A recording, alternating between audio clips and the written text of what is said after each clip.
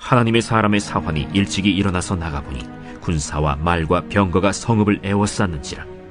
그의 사환이 엘리사에게 말하되, 내 주여, 우리가 어찌하리이까? 두려워하지 말라.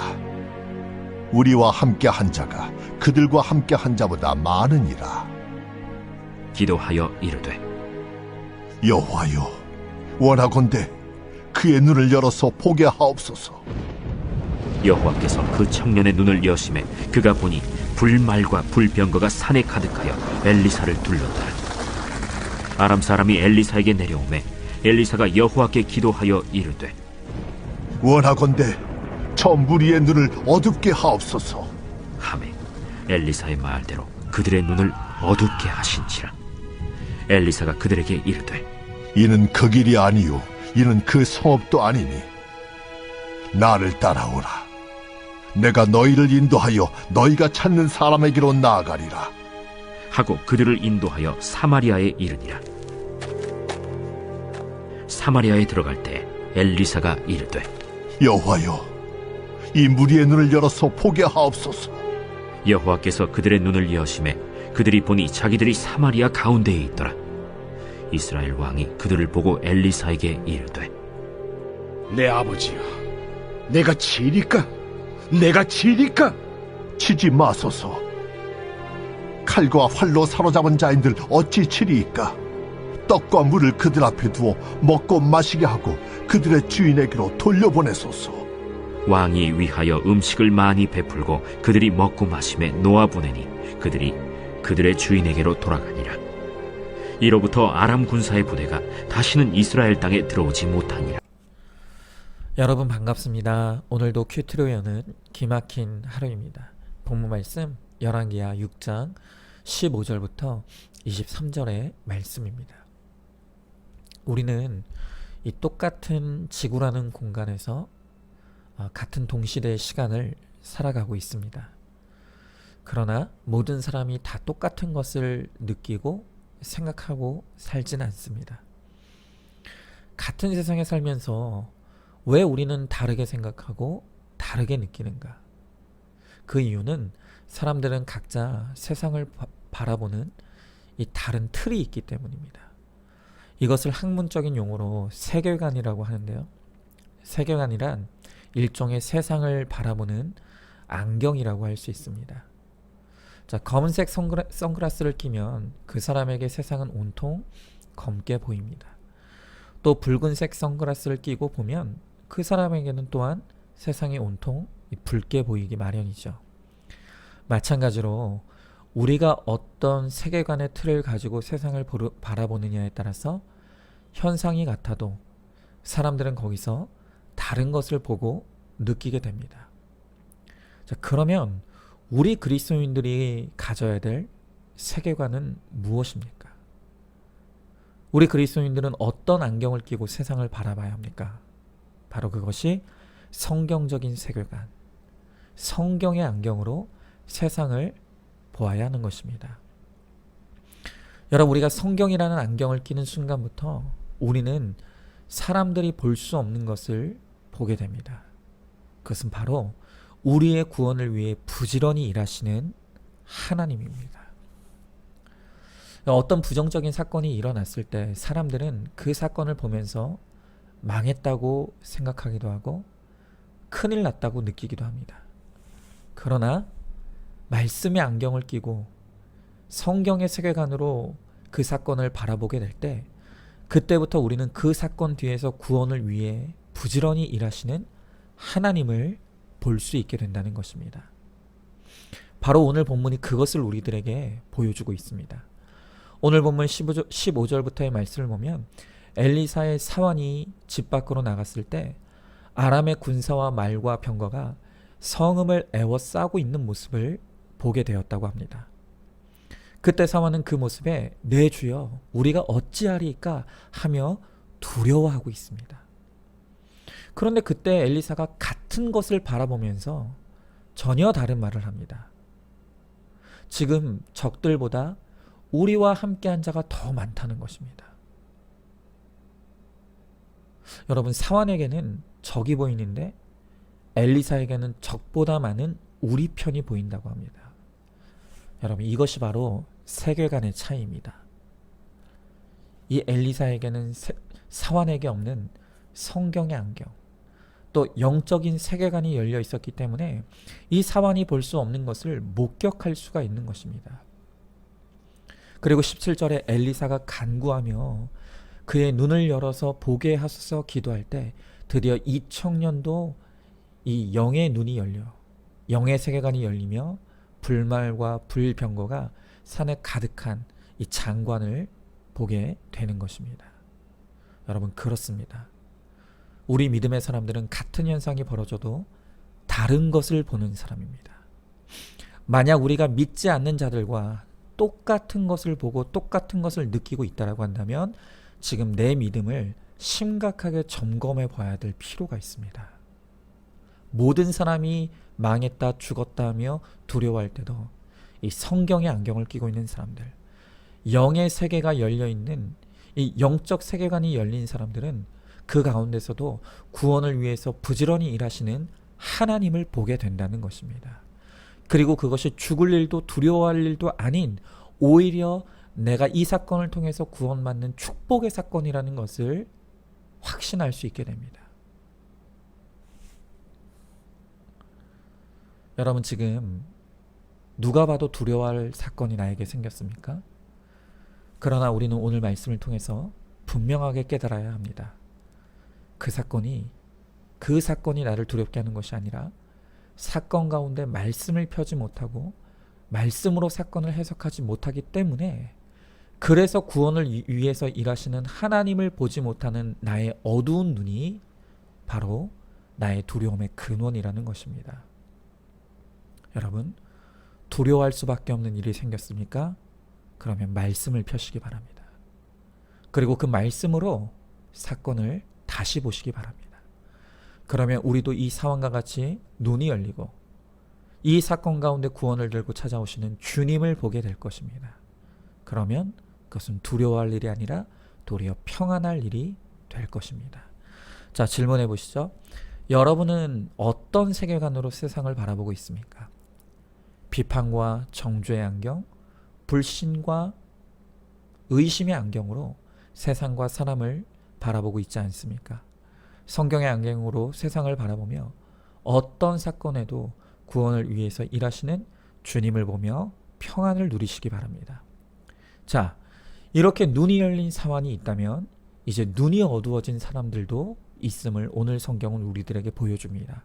바로 아람 사람들입니다.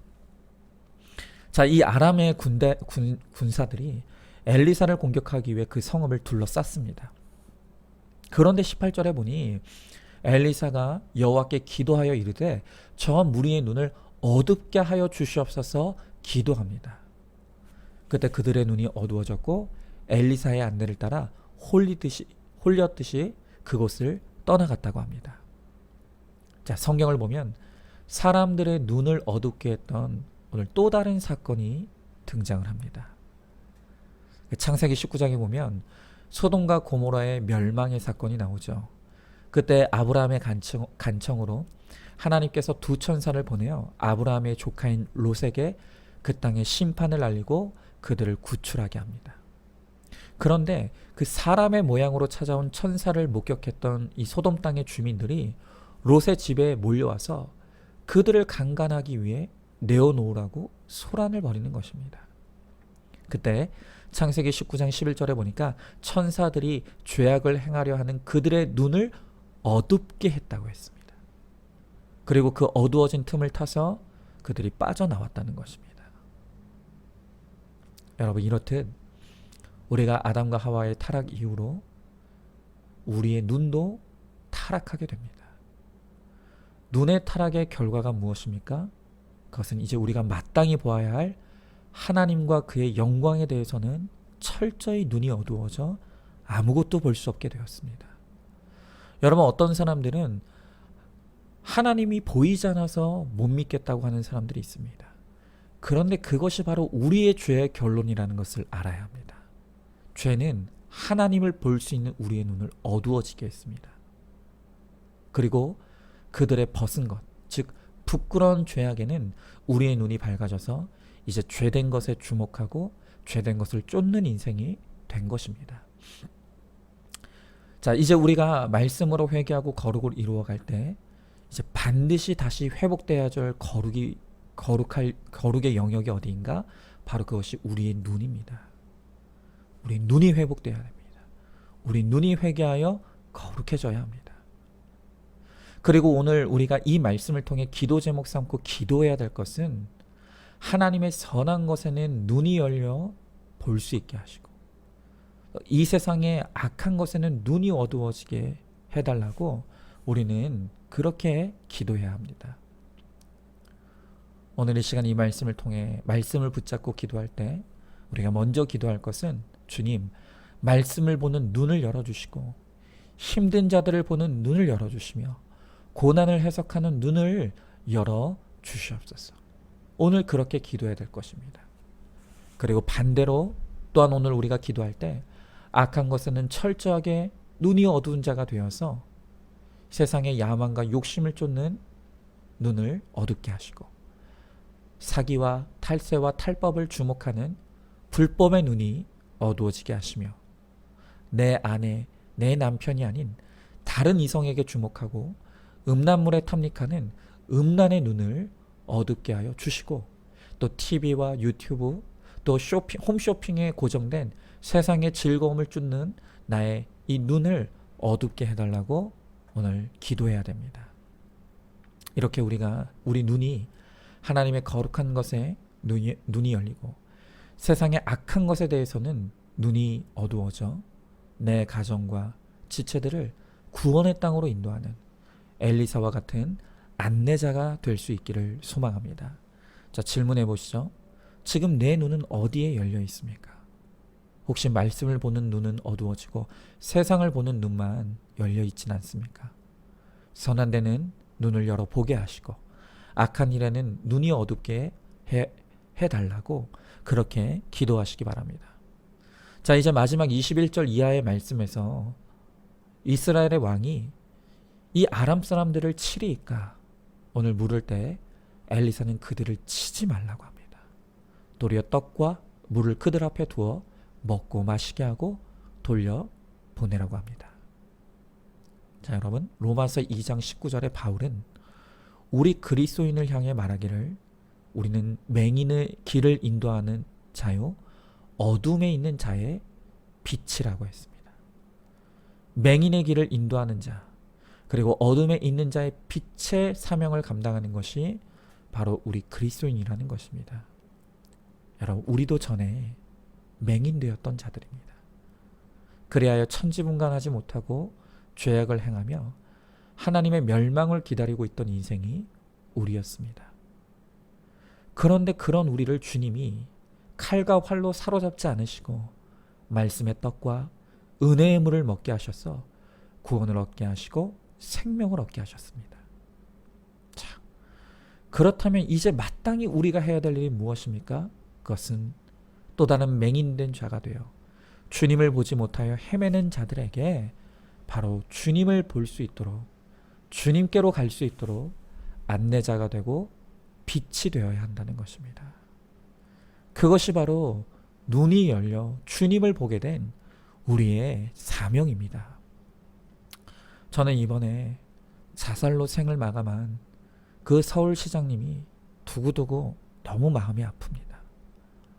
여러분, 그렇게 똑똑한 머리로 대단한 일들을 행하면 무엇 하겠습니까? 그에게 고난을 해석해 줄 말씀이 없었고 그 캄캄한 시간에 나를 빛으로 안내해 줄 인도자가 없었기에 그는 그 당한 어려움 가운데 철저히 혼자 되어서 방황하고 헤매다가 그만 죽고 말았다는 것입니다. 여러분, 지금 내 가정에 바로 그와 같이 소경된 내 배우자가 있고 내 자녀들이 있습니다. 철저히 하나님에게 눈이 어두워져서 하나님께로 갈 수 없는 것입니다. 그러하기에 바로 우리가 내 가정의 인도자가 되고 빛이 되어 주님께로 인도해야 됩니다. 자, 그런데 우리가 그들을 인도하기 위해서 내 눈이 먼저 열려야 될 것입니다. 우리가 내 가정의 식구들을 주님께로 인도할 수 없는 것이 어쩌면 여전히 내가 맹인의 상태에 머물러 있기 때문은 아닌지 다시 한번 점검해 봐야 합니다. 맹인이 맹인을 인도할 수는 없는 노릇입니다. 오늘 주님께 내 눈을 열어달라고. 그리고 내가 먼저 주님을 쫓는 인생이 될 수 있게 해달라고. 그리고 내가 눈이 열려 주님을 쫓는 그 믿음의 본을 잘 보임으로 내 가족들도 나를 따라 주님께로 인도되어질 수 있도록 바로 내가 먼저 주님을 보고 내가 부지런히 주님을 쫓는 인생이 될 수 있기를 간절히 기도해야 할 줄로 믿습니다. 자, 질문해 봅니다. 내가 주님을 보지 못하기에 다른 사람도 주님께로 인도할 수 없다는 것을 알고 있습니까? 내가 먼저 주님을 보고 주님의 인도를 따라갈 때 내 가족도 주님께로 인도할 수 있다는 것을 알고 내가 먼저 믿음으로 주님을 쫓는 삶의 본을 보이시기 바랍니다. 또한 캄캄하고 어두운 고난의 시간 가운데 오직 말씀의 빛을 따라 우왕좌왕하지 않고 믿음의 길을 가는 모습을 오늘 내 가족과 지체들에게 보여줌으로써 많은 사람들이 그 길을 따라올 수 있는 우리 모두가 되기를 바랍니다. 오늘도 큐티로 기막힌 하루를 살아내는 하늘가족 공동체 우리 모두가 될 수 있기를 주님의 이름으로 축복합니다.